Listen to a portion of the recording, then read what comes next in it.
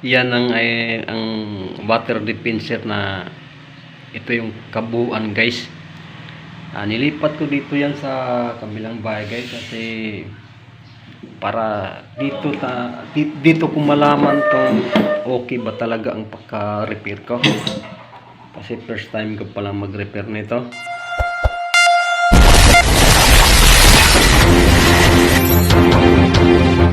Ayan guys. At saka malapit lang sa outlet. Ayan. Kaya dito ko nilagay yan para kasi hindi pa kinuha sa may-ari. Ngayon, ititesting natin to para malaman natin kung okay ba talaga. Kasi mahirap magkamaw na itesting natin to na ano lang hindi natin matesting. Tapos wang guys, nakakaya sa may-ari. Yan. Yung gagawin natin para malaman natin na maganda pang pagka-repair.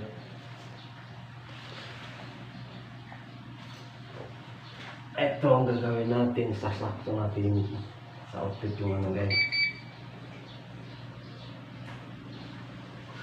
Ngayon nalagyan natin po ng tubig.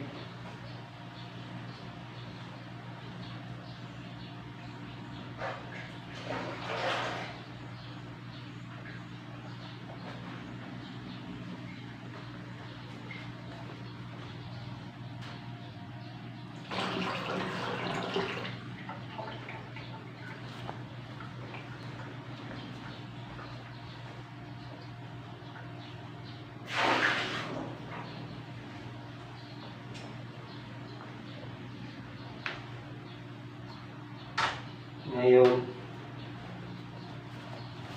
nilagyan natin tubig. Testing natin na kung ano guys, kung okay ba kamo pagkaano natin repair. Ngayon, palugan natin ng quince piso.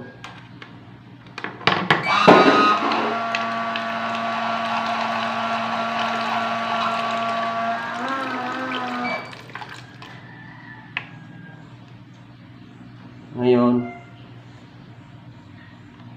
ano din natin, hintayin natin may konti kasi para rin malaman kung maglamig ang tubig guys.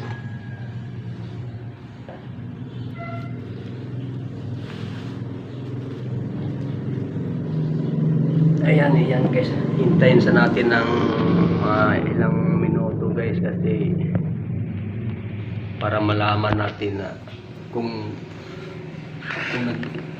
nagbibigay siya ng lamig bago natin na ipakuha sa may-ari dito guys. Ayan.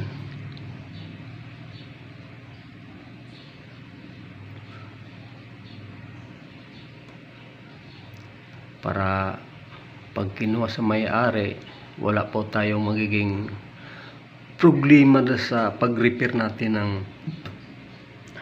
water dispenser.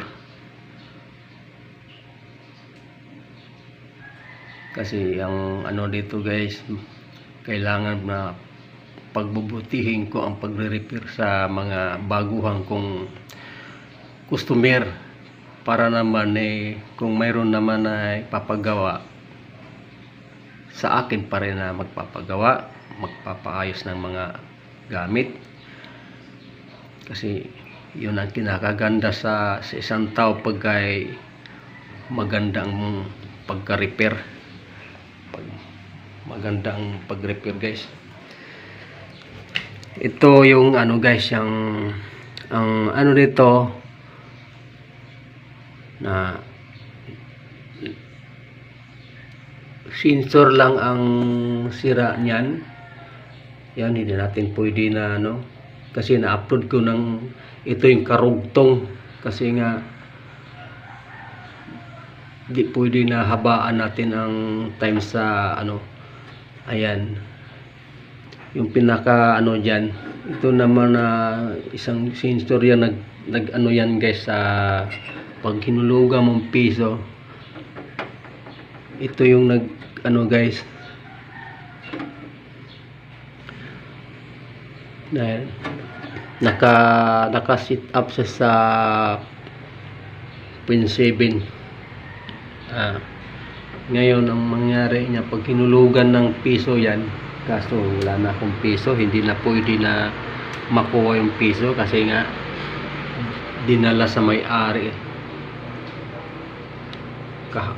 kahapon, dinala kahapon na yung padlock, nilagyan lock.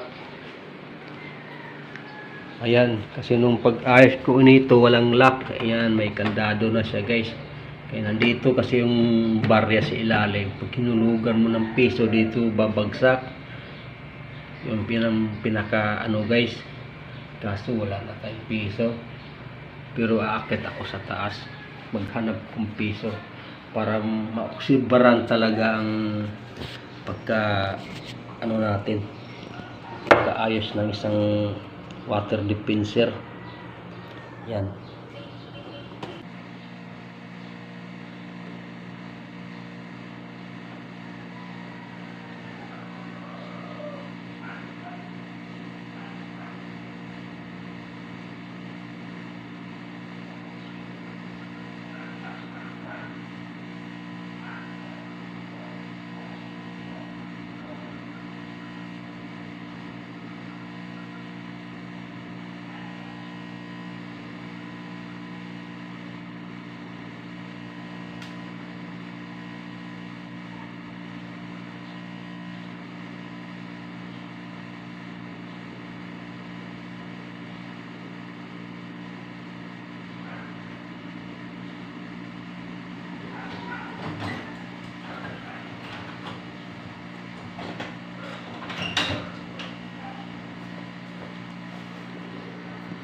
Ito na guys, nakakuha na tayo ng barya. Ayan, nakakuha na tayo ng barya para malaman natin. Tingnan natin yung switch nito, bakit naka-on.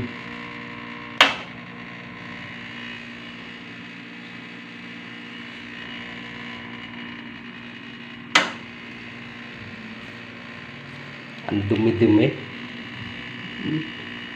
Hindi mo lamang nilinisan ng may-ari. Bahala na siya maglinis dyan. Importante na nagawa ko na kamo yung water dispenser nila. Kaya para malaman natin kung talagang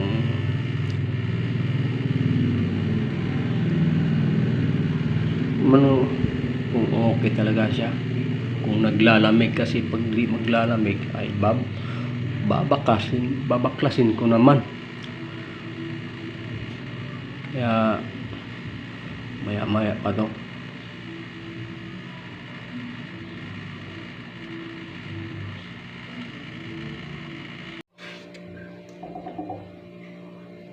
Yan guys, tagal-tagal na yung ano niya guys. Kaya hulugan natin queens kung malamig na ba yung ano niya. Kung hindi malamig, babakasin ko yan at ipakita sa may-ari nga may kailangan na ayusin pang makina nito.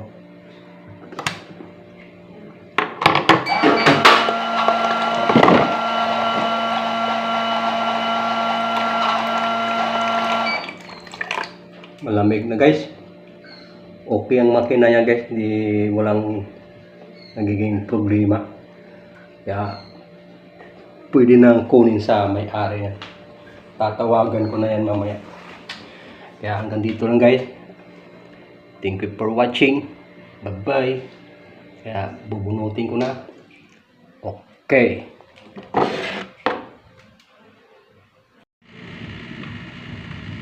Malaking bagay din to sa ano kasi nga kung may piso ka, makakainom ka na ng malamig.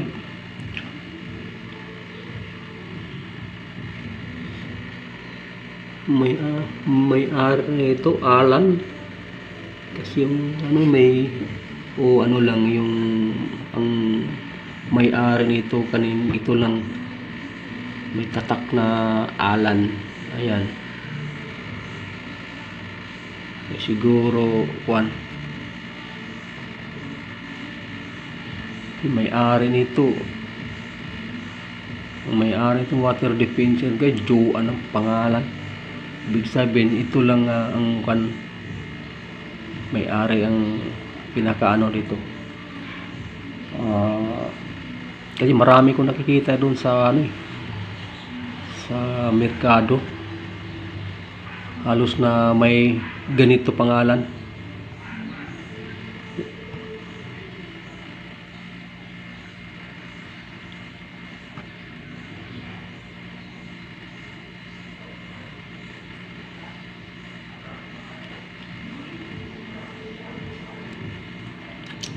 Kasi halos mga tindahan mayroong ganito eh.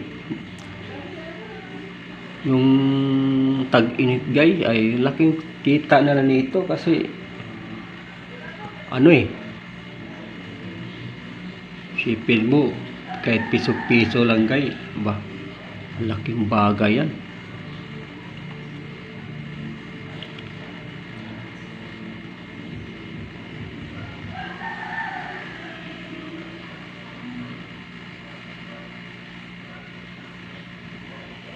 Bagay, wala siguro problema ang ano nito kasi ang lakas ng ugong ang motor makina niya eh.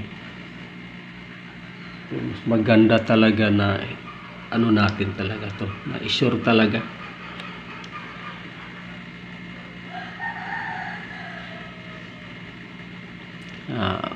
May pa natin na ano to, kung talagang nagbibigay pa talaga siyang lamig.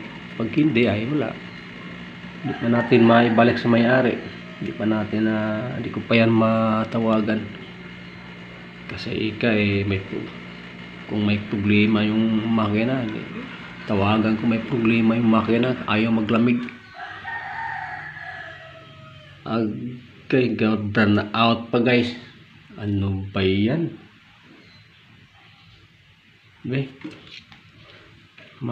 Testing ka natin. Siguro malalamig na siguro to. Siguro malamig na siguro to. Nag-burn out pa. Yun ang sinasabi ko. Wala na namang signal naman tayo nito. Dahil kagabi walang signal. Burn out. Ayan. Hindi rin pala yung hulugan. Wala pala itong kurente.